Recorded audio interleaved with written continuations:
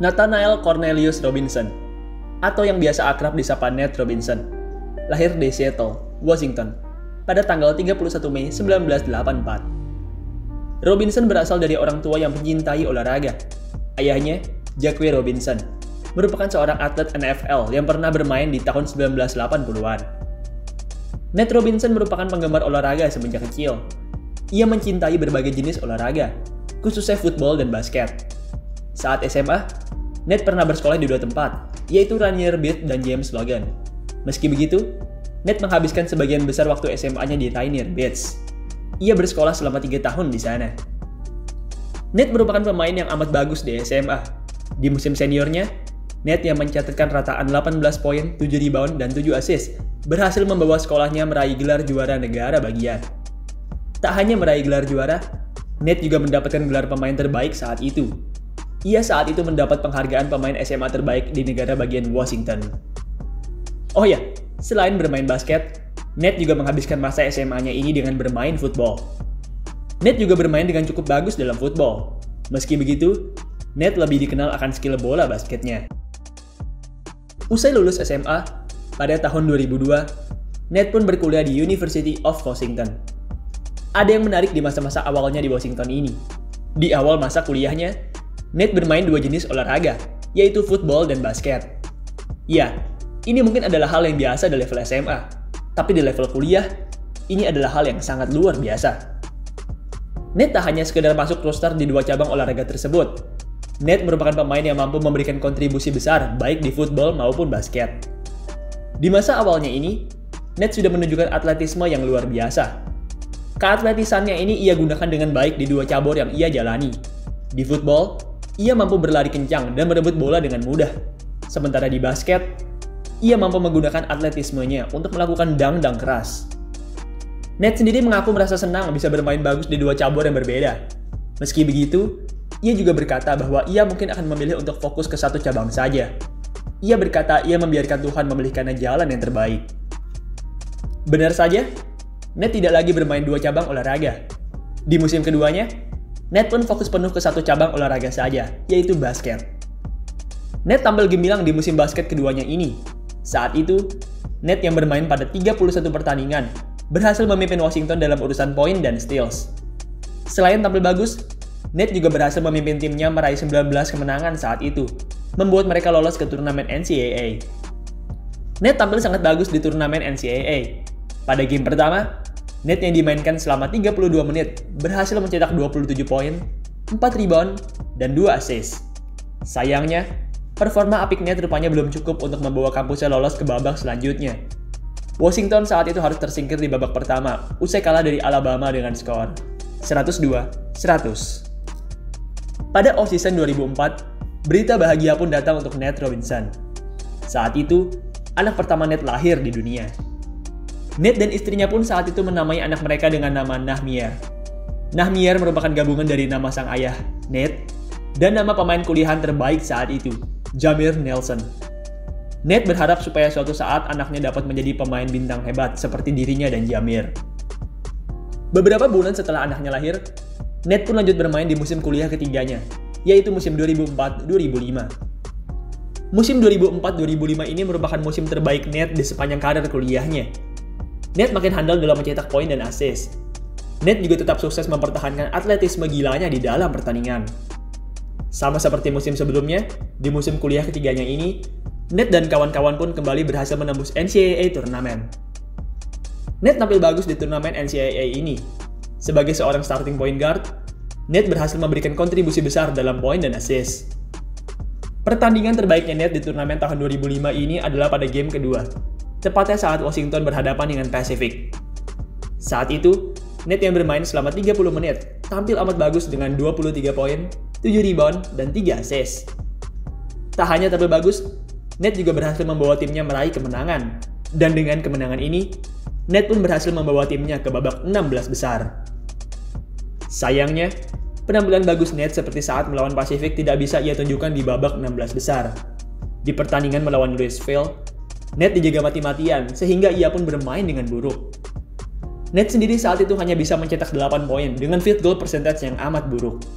Akibat performa buruknya ini, Timnya pun kalah dan tersingkir dari turnamen NCAA. Nate bermain selama 3 tahun di level basket kuliahan, dan selama itu, ia berhasil mencatatkan rata-rata 14,4 points, 3,9 rebounds, dan 3,2 assist per game.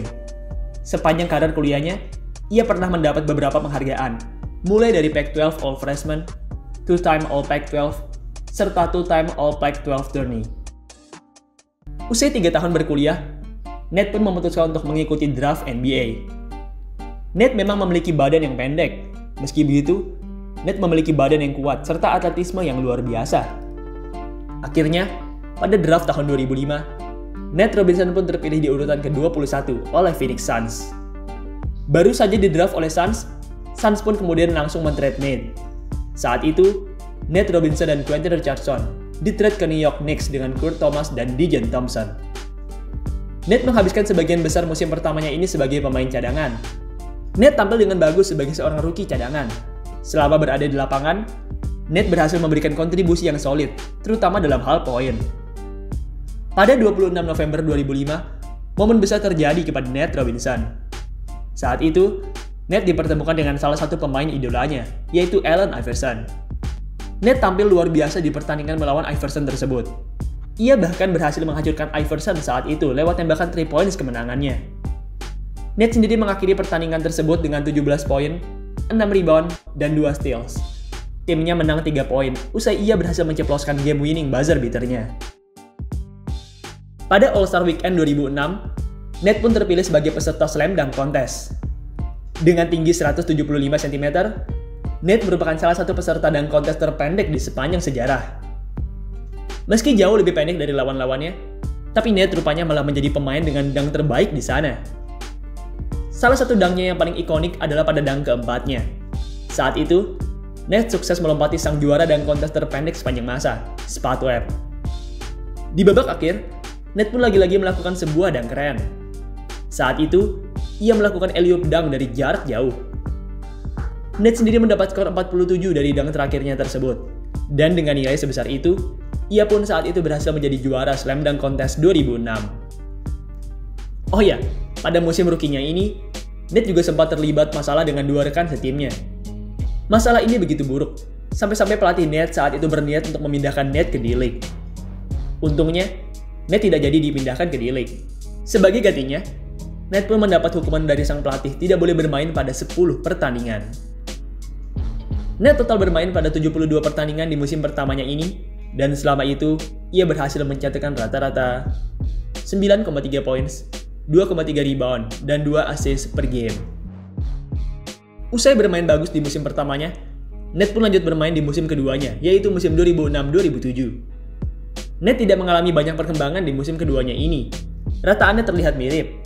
Ia tetap menjadi seorang kontributor yang solid dari bangku cadangan. Pada 20 November 2006, Nate membuat sebuah momen bersejarah bagi dirinya. Saat itu, Nate yang sedang dalam posisi defense berhasil melakukan blok kepada Yao Ming. Blok ini benar-benar ikonik dan keren. Blok ini juga merupakan salah satu blok terbaik yang pernah Nate lakukan di sepanjang karirnya. Sebulan setelah memblok Yao Ming, sebuah peristiwa besar pun terjadi kepada Nate. Bukan. Kali ini Nate tidak lagi memblok pemain hebat yang lainnya. Sebaliknya, Nate malah terlibat pertengkaran di lapangan. Saat waktu tersisa 1 menit 15 detik, Nate tertangkap basah mendorong J.R. Smith. Aksi tidak dewasanya ini berbuah menjadi pertengkaran hebat di lapangan. Saat itu, seluruh pemain yang berada di lapangan langsung terlibat perkelahian. Akibat perkelahian hebat ini, Nate pun dikeluarkan dari pertandingan saat itu, dan ia pun dihukum tidak boleh bermain pada 10 pertandingan. Pada musim 2006-2007 ini, Nate pun lagi-lagi mengikuti Slam Dunk Contest. Nate tetap tampil bagus di dunk contest keduanya ini. Ia bahkan saat itu berhasil kembali masuk ke babak final. Sayangnya, di final, Nate melakukan terlalu banyak kesalahan. Akibat kesalahan-kesalahan ini, Nate pun mendapat skor yang rendah dan akhirnya ia pun kalah dari Gerald Green. Usai kalah di dunk contest, Nate pun lanjut bermain di musim reguler. Nate tampil semakin cantik di paruh kedua musim 2006-2007 ini. Ia bahkan sempat menjadi starter pada 5 pertandingan di paruh kedua musim tersebut. Sayangnya, performa apik Nate belumlah cukup untuk membawa Knicks meraih banyak kemenangan. Knicks saat itu hanya mampu meraup 33 kemenangan, membuat mereka berada di posisi 11 wilayah timur dan tidak lolos ke babak playoff. Di musim berikutnya, Nets mengalami sedikit perkembangan. Ia mendapat menit bermain yang lebih dari pelatihnya, dan hal ini pun berimbas baik pada statistiknya. Pada 8 Maret 2008, sebuah sejarah baru tercetak untuk Nate Robinson. Saat itu, Nate yang bermain selama 52 menit berhasil mencetak karir high 45 poin, 6 rebound, dan 6 assist. Sayangnya, meski sudah tampil cantik, tim Knicks yang ia bela tetap kalah saat itu. New York Knicks kalah dari Portland dengan skor 120-114.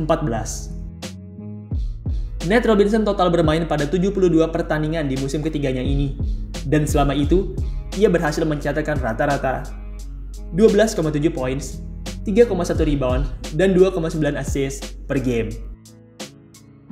Musim 2008-2009 menjadi musim terbaik Nate di NBA. Di musim tersebut, Nate yang merupakan pemain cadangan Knicks berhasil mencatatkan rataan 17 poin, 4 rebound, dan 4 assist per game. Itu merupakan salah satu rataan terbaik yang dimiliki oleh seorang pemain cadangan di musim tersebut. Di musim 2008-2009 ini, Nate pun lagi-lagi mengikuti dunk contest. Nate tampil dengan bagus di dunk contest. Meski tidak tampil sebaik di tahun 2006, tapi dunknya di tahun 2009 ini tetaplah menakjubkan. Dunk terbaik Nate di kontes tahun 2009 ini adalah pada saat babak final, di mana saat itu ia melompati Dwight Howard. Dunknya yang melompati Dwight Howard ini rupanya sangat disukai oleh para fans, dan akhirnya, dengan dunk tersebut, Nate Robinson pun resmi menjadi juara dunk contest 2009. Pada off-season 2009, Nate pun menandatangani perpanjangan kontrak selama 1 tahun dengan Knicks. Oh ya, selain memperpanjang kontraknya, Nate juga saat itu mengubah nomor punggungnya dari yang sebelumnya 4 menjadi nomor 2. Penampilan Nate menurun drastis di musim 2009-2010 ini. Pelatih Knicks, Mike D'Antoni, mulai mengurangi menit bermain Nate, dan hal ini sangat berimbas kepada statistiknya. Nate sendiri mendapat pengurangan waktu bermain ini karena performanya yang dianggap kurang memuaskan oleh sang pelatih. Nate memang sangat atletik. Sayangnya, sang pelatih menganggap bahwa Nate kurang handal dalam melakukan defense, sehingga sang pelatih pun lebih memilih point guard lain yang lebih jago melakukan defense. Selain karena masalah defense, pelatih D'Antoni juga kurang suka dengan sikap kurang dewasa dari Nate Robinson. Nate memang dikenal memiliki sikap yang agak kekanak-kanakan dan liar. Salah satu contoh sikap buruknya ini terjadi di musim 2009-2010, tepatnya saat Nate dan kawan-kawan bertanding melawan Nets. Saat itu waktu tersisa 0,5 detik, dan bola akan diberikan kepada Nate. Nate tahu bahwa 0,5 detik merupakan waktu yang sangat sedikit untuk menembak dari jarak jauh. Akhirnya, ketika teman Nate memberikannya bola, Nate pun menunggu sampai buzzer berbunyi, dan kemudian ia melakukan tembakan bunuh diri. Ya, tembakan bunuh diri ini memang akhirnya tidak dihitung karena sudah lewat buzzer. Tapi tetap saja, ini merupakan tindakan yang kurang baik. Pelatih D'Antoni sendiri saat itu sangat marah kepada Nate, dan akhirnya ia pun memutuskan untuk tidak memainkan Nate lagi di game tersebut. Di musim 2009-2010 ini, Nate pun lagi-lagi mengikuti dunk contest. Nate tetap tampil cantik di dunk contest keempatnya ini. Saat itu, ia lagi-lagi berhasil menjadi juara 1 usai mengalahkan rookie DeMar DeRozan. Dengan diraihnya juara di tahun 2010 ini, Nate pun kini memiliki 3 gelar juara dan berhasil menjadi pemain NBA pertama yang berhasil meraih 3 gelar juara dunk contest. Sayangnya, dunk contest 2010 ini merupakan dunk contest terakhir yang Nate ikuti. Usai memenangi kontes keempatnya ini, Nate mengaku sudah puas dan sudah tidak akan lagi mengikuti dunk contest NBA. Dunk contest ini rupanya bukan hanya menjadi dunk contest terakhirnya, tapi juga menjadi momen terakhirnya sebagai pemain Knicks. Usai All-Star Weekend ini, Nate yang punya masalah dengan pelatih pun kemudian di-trade ke Boston Celtics. Di-trade-nya Nate ke Boston ini merupakan berkah tersendiri baginya. Boston merupakan tim yang jauh lebih kuat dari Knicks, dan di Boston ini, Nate punya peluang lebih besar untuk meraih juara. Di Celtics, Nate mendapat menit bermain yang sedikit. Kini ia tidak lagi berperan sebagai six man seperti di Knicks dulu. Meski mendapat menit bermain yang sedikit, tapi paling tidak Nate bisa merasakan masuk ke babak playoff kali ini. Itu merupakan sesuatu yang tidak pernah ia rasakan di Knicks. Di playoff, menit bermain Nate semakin berkurang. Ia rata-rata hanya dimainkan selama 7 menit per pertandingannya. Meski begitu, Nate tetap menunjukkan performanya yang terbaik. Salah satu pertandingan terbesar Nets di babak playoff pertamanya ini adalah pada tanggal 28 Mei 2010, tepatnya saat game 6 final wilayah timur. Saat itu, Nets yang bermain selama 13 menit berhasil tampil besar dengan 13 poin, 2 rebound, dan 2 assist. Dengan performa apiknya dari bangku cadangan tersebut, Boston pun akhirnya berhasil mengalahkan Magic, dan mereka pun lolos ke final NBA. Karena performa mencetarnya di game 6 final wilayah timur, Nets pun kemudian mendapat penambahan menit bermain di babak final. Penambahan menit ini berakhir dengan baik. Di final, Nets berhasil menolong Celtics lewat penampilan solidnya. Penampilan terbaik Nets di babak final ini adalah pada saat game keempat. Saat itu, Nets yang bermain selama 17 menit berhasil tampil solid dengan 12 poin, 2 rebound, dan 2 assist. Tak hanya tampil bagus, Nets juga berhasil menolong timnya menang saat itu. Celtics menang dari Lakers dengan skor 96-89. Serial antara Celtics dan Lakers ini berlangsung dengan amat ketat. Pertarungan sengit mereka ini bahkan saat itu sampai berakhir di game 7. Di game 7, Kobe Bryant dan kawan-kawan berhasil mengungguli Celtics di kuarter 4. Akhirnya, di game 7, Lakers pun berhasil menang. Dan dengan kemenangan ini, mereka pun resmi menghapus mimpi Celtics untuk mendapat gelar juara. Pada off-season 2010, Nets pun mendatangi sekolah lamanya untuk melihat pengistirahatan jersinya. Selain melihat jersinya dipajang di gym sekolahnya, Nets juga saat itu memberikan motivasi kepada anak-anak sekaligus bertemu dengan rekan setim serta pelatihnya saat masa SMA. Dengan diistirahatkannya jersey Nets ini, maka Nate Robinson pun menjadi pemain ketiga yang jersinya diistirahatkan oleh SMA Rainier Bears.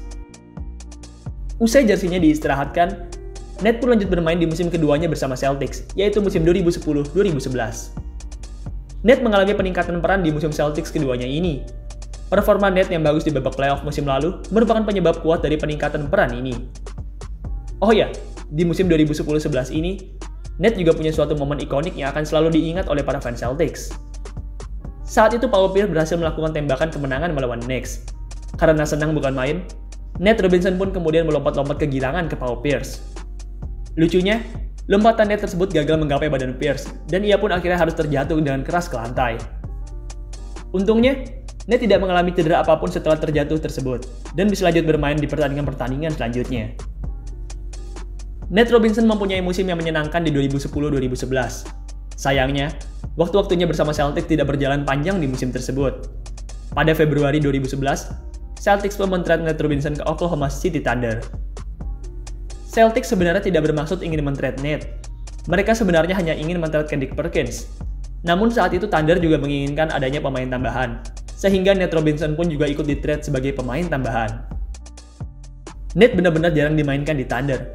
Ia merupakan salah satu pemain paling akhir dalam rotasi, sehingga menit bermainnya pun sangat sedikit. Di playoff, menit bermain Nate semakin berkurang. Ia bahkan hanya dimainkan 3 kali dari total 17 pertandingan Thunder di playoff musim tersebut. Karena tidak lagi tertarik dengan Nate Robinson, usai playoff berakhir, pada off-season 2011, Thunder pun melepas Nate Robinson. Pada Juli 2011, Nate Robinson pun datang ke Indonesia. Ia saat itu datang dalam rangka bertemu para fans, sekaligus ikut melatih anak-anak dalam bermain basket. Nate tampil amat menghibur di Indonesia. Ia sukses menunjukkan aksi-aksi dangnya yang amat memukau kepada para fans Indonesia. Selain menghadiri camp dan bertemu para fans, Nate juga sempat mendatangi latihan timnas basket Indonesia. Di sana, Nate memberikan motivasi serta melakukan beberapa kali aksi dang. Usai beberapa hari berkeliling Indonesia, Nate pun pulang kembali ke Amerika. Di Amerika, ia pun mendapat kabar baik. Saat itu, ia mendapat kontrak sebesar $983.000 dari Golden State Warriors. Warriors saat itu memang sedang membutuhkan garda tambahan. Garda utama mereka, Stephen Curry, saat itu sedang mengalami cedera ankle sehingga tidak bisa bermain pada banyak pertandingan. Nate rupanya cocok di Warriors. Sebagai seorang garda pelapis, ia sukses menolong Warriors dalam mencetak poin. Tidak hanya pandai dalam mencetak poin, di musim 2011-12 ini, Nate juga berhasil mencetak banyak assist. Nate mencetakkan rataan 4,5 assist per game di musim Warriors pertamanya ini. Itu merupakan career high-nya di NBA. Selain tampil cantik dalam poin dan assist, Nate juga menyumbangkan semangat dan karismanya di lapangan. Nate memang merupakan pemain yang energetik. Tak heran, ia juga menunjukkan semangat dan teriakannya di tiap pertandingan Warriors. Secara keseluruhan, musim pertamanya dengan Warrior ini berjalan dengan amat baik.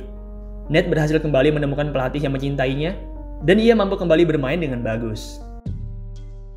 Sayangnya, meski terlihat cocok dengan Warrior, tapi Ned tidak memperpanjang kontraknya di sana. Pada Juli 2012, usai kontraknya habis, Ned pun kemudian menandatangani kontrak baru dengan Chicago Bulls. Sama dengan Warrior, Bulls juga saat itu sedang membutuhkan garda baru untuk bench mereka. Mereka saat itu kehilangan Derrick Rose akibat cedera, sehingga mereka jelas membutuhkan point guard baru untuk tim mereka. Ned tampil amat baik di Bulls. Ia bahkan tampil lebih baik dari penampilannya di Warriors musim lalu. Di Bulls, ia sukses menjadi seorang six man yang pandai mencetak poin dan assist. Oh ya, tidak seperti musim lalu, di musim pertamanya dengan Bulls ini, Ned dan kawan-kawan berhasil masuk ke babak playoff. Ned tampil sangat luar biasa di playoff. Ia beberapa kali berhasil menjadi X-Factor dalam kemenangan-kemenangan Bulls. Pertandingan terbaik Ned di playoff 2013 ini adalah pada tanggal 27 April 2013, tepatnya saat game keempat melawan Brooklyn Nets. Ned tampil sangat panas saat itu. Ia bahkan nyaris mengalahkan rekor Michael Jordan sebagai pemain dengan poin terbanyak pada satu kuarter 4 di babak playoff. Pada kuarter 4, Ned sukses mencetak 23 poin. Ia hanya kurang 1 poin lagi untuk menyamai rekor MJ, dan kurang 2 poin lagi untuk melewati rekor pemain legenda Chicago ini. Ned sendiri akhirnya mengakhiri pertandingan playoff tersebut dengan 34 poin, 4 assist, dan 2 steals. Timnya saat itu menang, usai performa luar biasa darinya. Singkat cerita, Ned dan timnya pun akhirnya berhasil mengalahkan Nets, dan dengan hasil tersebut, mereka pun lolos ke ronde 2. Ned tampil bagus di ronde 2. Di game pertama, Ned langsung sukses menundukkan Heat dengan penampilan 27 poin dan 9 asisnya. Di game ketiga, Ned sempat membuat dunia terkejut. Saat itu, Ned yang sedang berlari mengejar bola berhasil melakukan chase down block kepada LeBron. Hal ini luar biasa, mengingat tinggi badan Ned yang pendek, serta mengingat kalau LeBron saat itu sedang dalam masa prime-nya. Sayangnya, meski telah tampil cukup bagus, tapi performanya belumlah cukup untuk membawa Bulls mengalahkan Heat. Heat saat itu memenangi serial tersebut, usai mengalahkan Nate Robinson dan kawan-kawan dengan skor 4-1. Nate tampil dengan bagus di Bulls. Sayangnya, waktunya di Bulls juga tidak berlangsung dengan lama. Usai playoff 2013, Nate pun pindah lagi ke tim lain, yaitu Denver Nuggets. Selain pindah tim, Nate juga mengubah nomor punggungnya di Nuggets. Nate sebelumnya sering memakai nomor 2. Sayangnya, Nate tidak bisa memakai nomor tersebut di Nuggets, lantaran nomor tersebut sudah diistirahatkan. Akhirnya, Nate pun memilih nomor lain, yaitu nomor 10. Ia berkata bahwa ia memilih nomor ini karena itu merupakan nomor dari pemain sepak bola favoritnya, Lionel Messi. Ia berkata bahwa ia ingin menjadi Messi-nya NBA. Nate bermain dengan cantik di Nuggets. Sama seperti musim-musim sebelumnya, di Nuggets, Nate berperan sebagai point guard energetik yang datang dari bangku cadangan. Energi besar Nate ternyata tidak selalu berakibat baik pada dirinya. Pada suatu pertandingan di bulan November, Nate didenda $25.000 oleh NBA karena komentar negatif berlebihannya kepada wasit. Untungnya, Nate hanya didenda uang saat itu dan masih boleh bermain di pertandingan-pertandingan berikutnya. Pada 29 Januari 2014, Nate pun untuk pertama kalinya dimainkan sebagai starter oleh pelatihnya. Ia saat itu diposisikan sebagai starter karena Ty Lawson, point guard yang biasanya menjadi starter, sedang mengalami cedera. Nate mengalami hal yang sial pada starting pertamanya bersama Nuggets ini. Baru bermain 6 menit, Nate langsung mengalami cedera lutut parah. Nate saat itu mencederai ACL-nya, dan akibat cedera parah ini, Nate pun harus menjalani operasi dan mengakhiri musim 2013-14 lebih awal. Cedera ACL ini rupanya menjadi masalah besar bagi Nate. Usai sembuh dari cedera, Nate menjadi pemain yang berbeda. Produksinya sudah tidak lagi segarang musim-musim sebelumnya. Karena kurang puas dengan performa Nate, pada Januari 2015, Nuggets pun men-trade Nate Robinson ke Boston Celtics. Nate tidak lama berada di Boston. Baru 2 hari di sana, ia pun kemudian dilepas dan berstatus sebagai pemain bebas agen. 2 bulan tanpa tim, pada Maret 2015, Clippers pun memberikan kontrak 10 hari kepada Nate. Nate tampil mengecewakan di Clippers. Bekas cedera ACL benar-benar membuat gerakannya tidak secepat dulu. Nate juga punya persentase field goal yang amat buruk di waktunya bersama Clippers ini.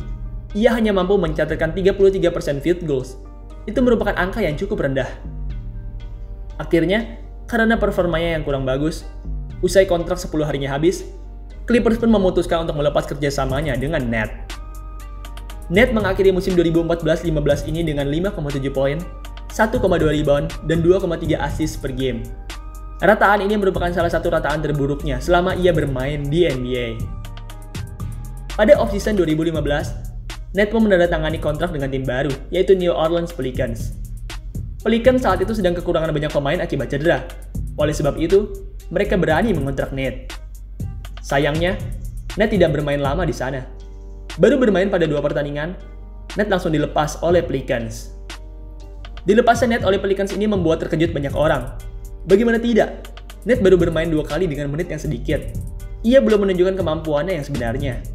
Meski begitu, Pelicans tidak peduli dengan hal tersebut dan langsung melepas Nets. Usai dilepas oleh Pelicans, Nets tidak lagi mendapat tawaran dari klub NBA.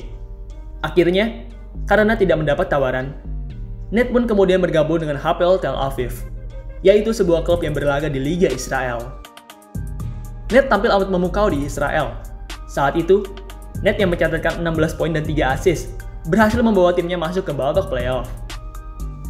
Nets tetap tampil bagus di playoff. Ia bahkan sempat mencetak 46 poin, yang mana menjadi rekor tertingginya selama ia di Israel. Sayangnya, Nets tidak mampu membawa Tel Aviv juara saat itu. Nets dan timnya saat itu kalah di playoff dari Hapoel Jerusalem. Usai selesai bermain di Israel, Nets pun mencoba tantangan baru. Kali ini, ia berusaha untuk masuk ke NFL. Nets pun kemudian mencoba latihan bersama tim Seattle Seahawks, yaitu sebuah klub NFL dari kampung halaman Nets. Nets tampil cukup bagus di latihan perdananya ini. Sayangnya, Nets yang saat itu sudah cukup berumur tidak terpilih untuk masuk ke dalam roster Seahawks. Usai gagal masuk ke NFL, Nets pun bergabung dengan Delaware 87ers, yaitu sebuah klub yang berlaga di NBA D-League. 14 Februari 2017 menjadi debut Nate Robinson di D-League. Nate tampil mengecewakan di debutnya ini. Saat itu, Nate yang bermain selama 19 menit hanya berhasil mencetak 3 poin dengan field goal percentage yang amat buruk. Secara keseluruhan, Nate tampil kurang bagus di D-League. Ia memang mencatatkan rataan lebih dari 10 poin per game, tapi itu jelas kurang cukup untuk menarik perhatian tim di NBA. Usai selesai bermain di D-League, pada April 2017, Nate Robinson pun bergabung ke Guaros de Lara, yaitu sebuah klub yang berlaga di Liga Venezuela. Nate tampil amat baik di Guaros. Ia bahkan saat itu berhasil meraih Finals MVP, usai memimpin timnya mengalahkan Marinos di babak final. Usai mendapat gelar juara dan Finals MVP, pada Januari 2018, Nate pun bergabung ke Liga Big 3. Nate tampil dengan bagus di Big 3. Saat itu, Nate yang merupakan salah satu pemain terpendek di liga, berhasil menghibur para penonton lewat energi dan semangatnya. Oh ya, selain bermain di Big 3, di tahun 2018 ini, Nate juga bermain football di American Flag Football League. Hal ini benar-benar luar biasa. Bagaimana tidak? Nate yang saat itu sudah cukup berumur, mampu bermain di 2 cabur yang berbeda di saat bersamaan. Di tahun 2019, Nate pun tetap bermain di Big 3. Nate merupakan salah satu bintang di liga tersebut. Meski tidak punya statistik yang terlalu wah, tapi gaya serta semangat Nate sangat diidolakan oleh para fans Big 3. Nate sendiri bermain pada 7 pertandingan di Big 3 2019, dan selama itu, ia berhasil mencatatkan rata-rata 8,7 points, 2 rebound, dan 1 assist per game. Pada November 2020, Nate pun membuat berita baru di dunia olahraga. Saat itu, Nate beradu tinju dengan seorang YouTuber terkenal, Jack Paul. Awalnya, banyak yang mengira bahwa Nate dapat memenangkan pertandingan ini. Bagaimana tidak? Nate terlihat sangat kuat. Ia juga sudah mempersiapkan dirinya matang-matang demi pertandingan tinju ini. Nyatanya, Nate malah tampil memalukan. Baru bertanding sebentar, Nate pun langsung jatuh usai mendapat tonjokan keras dari Jack Paul.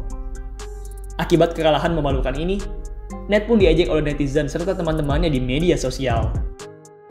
Tak terima dengan kekalahannya, pada April 2021, Nate pun menyampaikan kepada Jack Paul bahwa ia ingin melakukan tanding ulang. Ia berkata bahwa ia akan latihan lebih keras dan serius pada pertandingan ulang kali ini. Pertandingan ulang ini sendiri belum tentu akan terlaksana, tapi jika sampai terlaksana, ini pasti akan menjadi tontonan yang amat seru. Saat ini, Nate Robinson sedang tidak bermain untuk klub profesional manapun. Ia kini tengah sibuk dengan berbagai bisnis yang ia miliki. Nate kini juga sibuk dengan kehidupan entertainment-nya. Nate memiliki sebuah akun YouTube, serta sering menjadi pembawa acara pada berbagai acara-acara terkenal, seperti contohnya acara House Guest yang diadakan oleh Players Tribune.